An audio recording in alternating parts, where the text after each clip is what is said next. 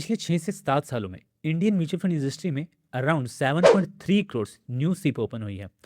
और ये मैं सिर्फ सिप के अकाउंट्स का नंबर बता रहा हूँ। और अगर पैसों की बात करें तो पिछले 6 साल में लोगों ने around 10.5 lakh crore mutual fund में इन्वेस्ट किया है। सिर्फ इंडियंस की बात कर रहा हूँ अभी मैं। कुछ ने सिप स्टार्ट की फाइनेंस इन्फ्लुएंसर्स की सुनकर, और कुछ ने स्टार्ट की म्यूचुअल फंड सही है ऐड देखकर। But problem is in promotional ads में वीडियोस में हार्डली ही कोई एक्चुअल रिटर्न्स एंड नंबर्स की बात करता है।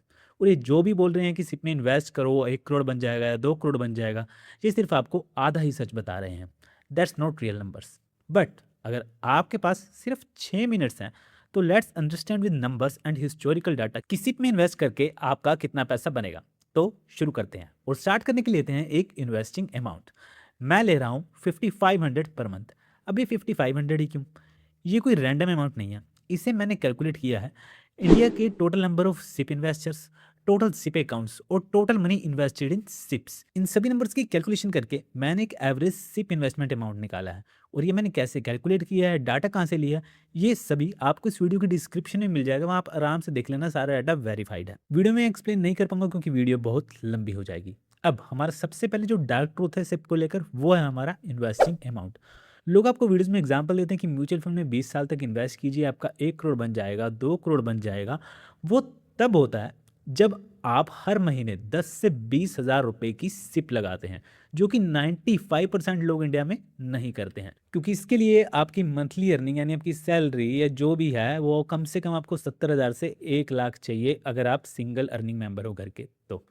और आप बताइए कि आपने आसपास कितने ऐसे लोगों को देखा कि जो सिप में 10,000 या 10,000 से ज़्यादा इन्वेस्ट कर रहे होंगे? वेल, मैं अपना एक्सपीरियंस से बताऊं तो मैंने तो हार्डली ही किसी को देखा है। और करे भी क्यों? क्योंकि देखिए, लोगों के पास और भी तो एसेट्स हैं इन्वेस्ट करने को, और उन्होंने सेविंग्स भी तो करनी होती है, और ईएमआईज वगैरह भी तो लोगों की चल रही होती है। तो इन सभी के बीच इतना इन्वेस्टमेंट अमाउंट सिप के लिए निकालना बहुत मुश्किल हो जाता है लोगों के लिए। लेकिन फिर भी मैंने एक एवरेज अमाउंट निकाला जो हमारा था 5500। अब अगर आप 5500 की सिप लगाते हैं 20 साल तक हर महीने, और आपको मिलता है अराउंड, लगा लीजिए 14% का CAGR यानी एनुअल ग्रोथ, या फिर आप इसे कह लीजिए रिटर्न, तो आपका 20 साल बाद बनेगा अराउंड 64,54,108 रुपीज़। तो पहले तो आपका 1 करोड़ वाला जो मिथ था वो तो यहीं खत्म हो गया है, क्योंकि इतना तो आप इन्वेस्ट ही नहीं कर रहे हैं।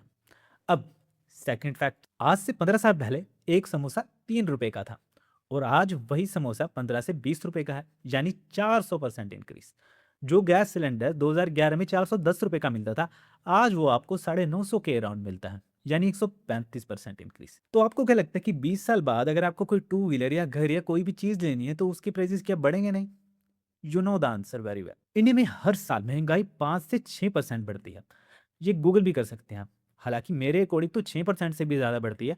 बट चलो, हम एक बार ऑनलाइन डाटा के हिसाब से चलते हैं। तो अगर आपकी ज़रूरी चीज़ों के दाम 6% बढ़ रहे हैं हर साल, तो 20 साल बाद जो आपको सिप से अमाउंट मिलेगी 64 लाख रुपीज़, उनकी परचेजिंग पावर सिर्फ 20 लाख के बराबर होगी।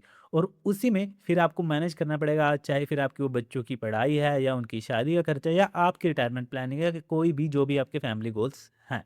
तो देखिए, सिंपल सी बात है, आपकी मनी ग्रो हो रही है हर साल 14% के हिसाब से, और महंगाई बढ़ रही है 6% के हिसाब से। तो एक्चुअल में आपको 8% ही बच रहा है, जो भी पैसा बच रहा है। तो इट्स नॉट लाइक कि आप बहुत ही लग्जूरियस लाइफ स्पेंड करेंगे अपनी 50s में।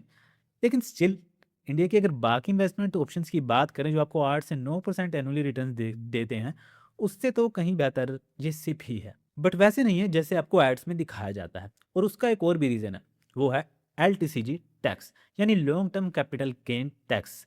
इंडिया में आप कोई भी इन्वेस्टमेंट करते हो लॉन्ग टर्म के लिए, जिससे आपको कोई भी प्रॉफिट वगैरह होता है, या फिर कहीं कि आपको कोई कैपिटल गेन होती है, तो उस पर गवर्नमेंट टैक्स लगाती है, जिसे हम कहते हैं LTCG। इंडिया में ये टैक्स 12.5% है, और शॉर्ट टर्म कैपिटल गेन पर है 20%। मतलब जो आपको 20 साल बाद जो 64 लाख रुपीज़ मिलेंगे, वो आपको पूरे नहीं मिलेंगे। उसमें ये आपका LTCG और CESS टैक्स भी कटेगा, जो अगर हम देखें 64 लाख के हिसाब से, तो आपका कटेगा अराउंड 6.5 लाख रुपए, तो आपको मिलेंगे 57.5 लैक्स। अब देखा जाए तो ये जो बाकी का 6 साढ़े 6 लाख है, तो ये तो एक हिसाब से लॉस ही हुआ। अब बात करते हैं हमारे, देखिए, लास्ट फैक्ट की। अब देखिए, इन 20 सालों में डिसिप्लिन्ड होकर शायद ही 10% लोग इन्वेस्ट कर पाते होंगे। क्योंकि देखिए इन 20 सालों में आपको कोई मेडिकल इमरजेंसी भी आ सकती है, जॉब लॉस भी हो सकता है, कोई फैमिली फंक्शन वगैरह है, कोई बड़ा एक्सपेंस आ सकता है, जिससे आपकी 1 से 2 साल की सिप मिस होना नॉर्मल है। यानी लेट्स से कि कभी आपकी 4 महीने की मिस हो गई, कभी 6 महीने की मिस हो गई, तो ये सब नॉर्मल है। और इसलिए हमें ये जो अमाउंट है, ये जो टाइम है, इसको भी अपने रिटर्न्स में काउंट करना चाहिए, क्योंकि जितनी हम सिप्स मिस करते हैं, उतनी ही रिटर्न्स भी कम होती चली जाती हैं। तो हमें इस फैक्टर को भी अपने कैलकुलेशन में ज़रूर ऐड करना चाहिए। अब सवाल ये है कि इन सभी फैक्टर्स को इग्नोर करके हमें म्यूचुअल फंड सही है कि एड्स क्यों दिखाई जाती हैं, क्यों इसे इतना प्रमोट किया जाता है? देखिए, म्यूचुअल फंड एड्स प्रमोट की जाती है एएमएफआई यानी association of mutual funds India के थ्रू। अब इस एसोसिएशन में सारी एसेट मैनेजमेंट कंपनीज शामिल हैं और ये एएमएफआई को पे करती हैं, यानी फंड्स प्रोवाइड करती हैं ये प्रमोशन के लिए। अब देखिए, ये पैसा कहाँ से लाते हैं? म्यूचुअल फंड कंपनीज को ये पैसा आता है जो ये एक्सपेंस रेशियो या फिर कहीं फंड मैनेजमेंट फीस आपसे कलेक्ट करते हैं।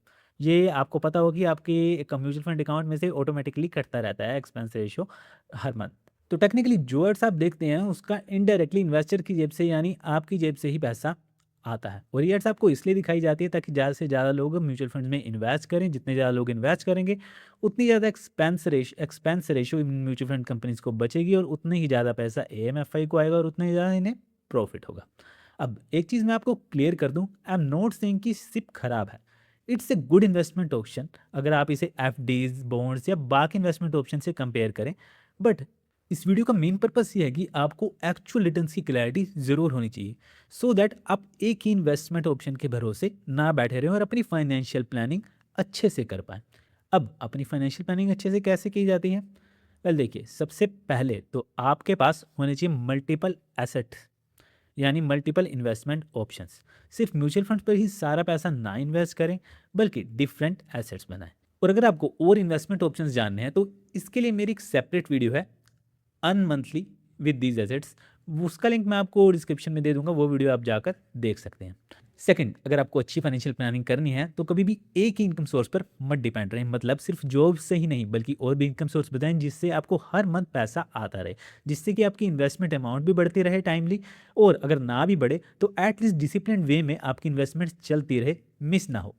और थर्ड, अपने फ्यूचर एक्सपेंसेस को दिमाग में रखते हुए ही अपनी मंथली इन्वेस्टमेंट अमाउंट डिसाइड करें। अगर फ्यूचर में आपका मंथली एक्सपेंस ही 50,000 से 1 लाख होने वाला है, तो आपका 20 से 30 लाख तो 3-4 साल में ऐसे ही खत्म हो जाएगा, आपको पता भी नहीं चलेगा। और अगर आपको ये सब कुछ डीपली जानना है कि कैसे अच्छे एसेट्स में इन्वेस्ट किया जाए, कैसे फाइनेंशियल फ्रीडम अचीव की जाए, तो हमारे चैनल को सब्सक्राइब करके रखें और इस वीडियो को ज़रूर लाइक करें, शेयर करें, और कुछ ना समझ आए तो मुझे कमेंट में ज़रूर बताएं।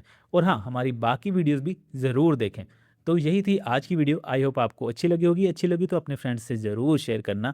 तो मिलते हैं अगली वीडियो में, तब तक के लिए टाटा बाय बाय।